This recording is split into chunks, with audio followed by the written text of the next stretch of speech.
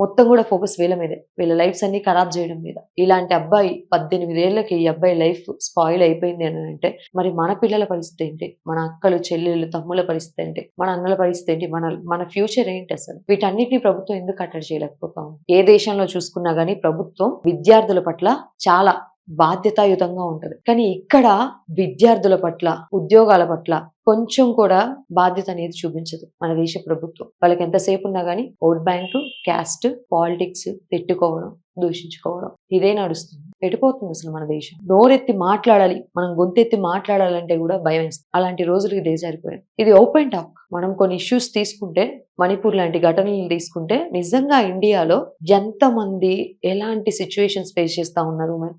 మణిపూర్ ఘటన అసలు for example ఎంత వరస్ట్ సిచ్యువేషన్స్. ఇలాంటి దేశంలో ఉన్న మనం 33% ఆఫ్ ద రిజర్వేషన్ కోరుకుంటా ఉన్న మహిళలకి, పురుషులకే ఇక్కడ లేదు, విద్యార్థులకే ఇక్కడ లేదు, ఇంకేముంటది మనకి? మన దేశాన్ని మార్చుకోవాల్సిన బాధ్యత మనదే. మెయిన్ గా యంగ్స్టర్స్ తల్లిదండ్రులు చాలా బాధ్యతగా బయట ఏం జరుగుతోంది, మా పిల్లలు ఎక్కడికి వెళ్తున్నారు, ఏం చేస్తున్నారు, ఎలాంటి సహవాసాలు చేస్తా ఉన్నారని చెప్పేసి కొంతవరకు ఫోకస్ చేస్తే మన పిల్లల జీవితాలు బాగుంటాయి, మన ఫ్యామిలీ జీవితాలు బాగుంటాయి.